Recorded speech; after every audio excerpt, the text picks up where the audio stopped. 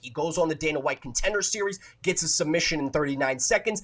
I don't think he's going to be submitting the likes of Mickey Gall. I do think he's a very solid pick with the KO TKO, which I got at plus 240 a little while ago. I think it's dropped down to like plus 220 right now. But when you take a look at just the way that Gall has been outstruck in his bouts, outstruck 93-69 against Alex Morono, 76-55 against Platinum Mike Parry. This is not somebody who excels on his feet. Unlike the same-aged Malott who is constantly coming towards you, he's got a nasty right hook and is always looking to feign his way into takedowns. I don't think that this fight goes to the ground at all. I also think the under is a safe bet in this one as well because someone's going to get finished here, and in my mind, it is Mickey Gall. And Rosenstrike was getting his butt whooped by Alistair Overeem not too long ago. He was getting destroyed on the judges' cards, and with 10 seconds left, in a 25-minute bout, minute 24, 50 seconds, Rosenstrike starts driving forward. He lands a left jab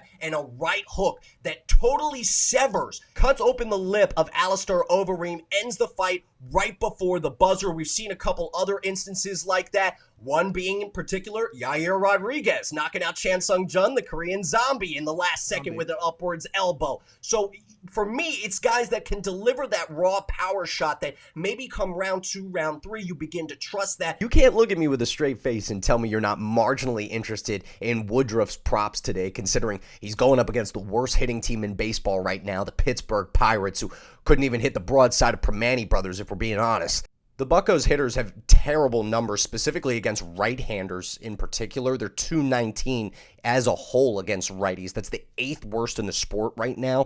And if you remember, Woody threw a gem against Pittsburgh last time around. 6 innings, 9 Ks in total. This dude struck out 211 guys last year, averages out to just over 7 a start. The old adage, if a line seems too good to be true, it probably is, goes out the window here on this one. Jaylen Brown, 26.5 points. First off, Tatum back and healthy. Second off, Utah, one of the best teams in the league defensively. Do we forget about Rudy Gobert, Donovan Mitchell, who's going to be strapping him up all game? The under, the place to be in this contest. It's about time around this way. This is your prop play of the day, kiddos. I'm looking at one Kansas City Royals pitcher to not hit his strikeout total. That's Chris Bubich at under 3.5 strikeouts.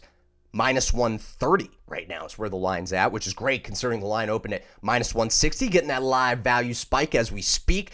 Chris is a total one-trick pony when he's on the hill, kiddos. Only throws the fastball or the changeup around 90% of the time. He does have a curveball, and according to Kansas City pitching staff, he added a slider in the offseason, but we've really seen that fastball changeup duo on display here in his first 2 starts, and that's why Bubich has a 14 ERA right now. Guys are batting .387 against him. Seattle, the team he's going up against tonight, they have a team batting average of .238. So at minus 130, this screams value from Major League Baseball to me.